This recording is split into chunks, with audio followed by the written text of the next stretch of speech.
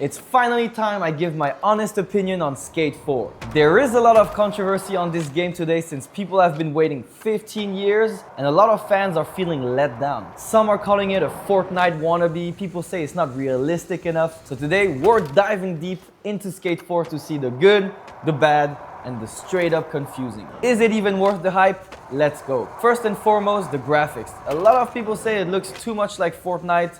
It's a bit too cartoony for kids, but I kind of like it. The overall game feels pretty smooth, pretty nice. Even though there's only one map at the moment in Skate 4, it's pretty big and there's a lot of spots to ride. I also love that you can customize a bunch of stuff like add ramps on the floor, which we'll get into later in the video. But right now we're gonna focus on the aesthetics, the looks, the graphics, and how the overall game feels. I kind of understand why the Skate 3 fanatics don't really approve of this game. They were probably expecting a game that was way more realistic, maybe like Session. But in my opinion, so far so good. This game is kind of keeping up to its expectations for now. I'm gonna try and find the church spot that blew up on Instagram, just so you guys can see what this game is all about. In my opinion, what I loved about Skate 3 was the humongous gaps and the fat jumps you could take on the big ramp. You could also roll like this forever.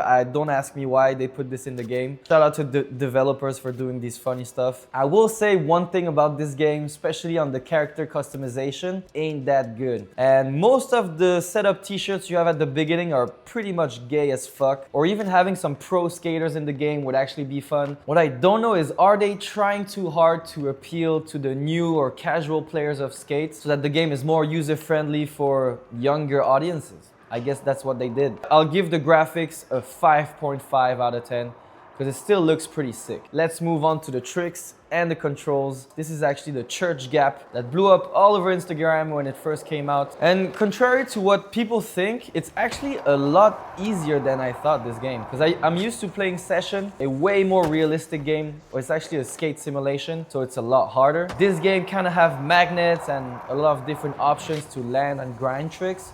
So it's a lot easier. Can I get a diss try, guys? Ooh, a bit too high. So the core mechanics of this game are very similar to Skate 3. I know they added a bunch of new tricks like no complies, bonelesses, and so on. So if you've played Skate 3 before, this should be a piece of cake. But one thing to keep in mind is that it's an only online game. So you cannot play offline or in the bus or in the train, whatever. And I think it's cross-gen, so you can actually play with your Xbox, PS5 friends, even PC friends all together, which is actually a good idea for skateboarding. And one feature I really like about this game is that you can add obstacles wherever you want in the game. For example, for this church gap right here, which is pretty hard, I'm just gonna add some ramps here just in case I land there to have a higher chance of landing the trick. Overall, the core mechanics and the controls and how it looks, it's pretty good. I'll give it a solid 7 out of 10. Oh, am I gonna get it? Oh, on the small ramp. That was super close, guys. And apparently, they don't want us to call it Skate 4 anymore. They wanted to call it just Skate. It's not really in the Skate 3 franchise anymore, so I guess that's why the graphics are a bit different and it's a bit more cartoony. Come on, in fakey coffin. What? How did I not land that, bro? I'm just gonna try and get one for you guys so you guys don't think I'm a newbie. Are you guys ready? Look at that, look at that. That's the one, guys. Woo! That counts. We take it. So as I said, you can pretty much put whatever obstacles you want anywhere to either help you get onto other ramps or just mess around and create your own DIY park. So for example, I just put a rail there to get access to this other spot right here. Ooh, let's go. Am I gonna transition to this? What the hell? I was gonna transition to a wall right on the other side. So yeah, that's the good part. It's not too hard to learn. It's pretty much easy and user-friendly. And you got a lot of sick ramps in the game. Woohoo! Let's go. Can I transition there? Yes, sir. That's actually another good part about the game is that you can pretty much ride anything you want. Boom! Okay, let's go to our next spot. As you can see, the map is pretty big. There's 4 main sections in this map. You also got missions that you gotta accomplish, which I don't really care about. I just want to shred. For me, the best part about this game is that you can fly everywhere, climb up the buildings, do some parkour here and there. So that kind of gives you the freedom of exploring the world like in GTA, and that freedom is what keeps me going back to this game. Just to fuck around, mess around, find new spots on the rooftop of buildings. That's actually the best part about Skate 4 in my opinion. For the parkour aspect, it's a 10 out of 10, guys. Roll around like this and mess around with multiplayer online. So this is what skateboarding is all about. I'm gonna try and climb up this building and show you one of the craziest spots in the game. I'm almost all the way up there of this building. This might be the highest spot in the game. So guys, please remember, once you've climbed up a very tall building, set your session marker by clicking a long time on the front arrow, just to save you some time of climbing back up. Okay, are you guys ready for this spot? This is probably one of the hardest spots in the game though, so I probably won't get this first try. Ooh, I got the first one. Nope. Yeah, so I'm supposed to go over the second building. Maybe it's easier when I do a fakey trick. Let's try. No idea how I got that. Oh, am I gonna get it? No way, I got it second try, guys. Okay, don't mess this up. I know there's another spot at the bottom here on the wall. No!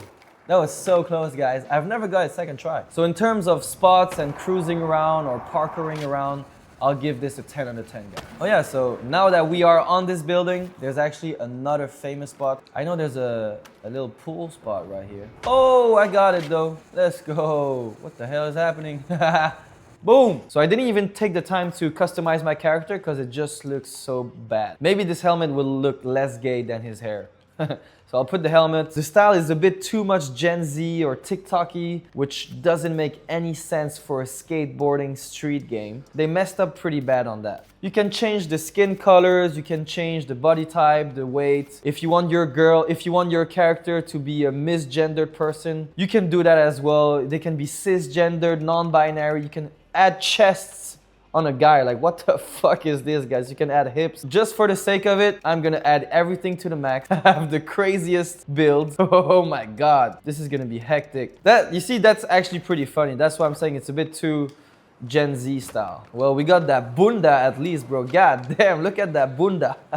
Just because this game is free, I feel like we cannot hate on it too much. If this game was 40 or 50 pounds like most games these days, it would have gotten shat on so bad. People would have been furious. But just because this game is free and everyone in the world can install it on any console and play together, we gotta give some props just for that. A lot of people will hate how the game looks. A lot of people will think this game is for kids, it's not realistic enough, but in the end, this game is free to play and you can mess around the world, shred anywhere in seconds. Actually, I'll give this overall game an 8 out of 10 because it's pretty good. It's fun.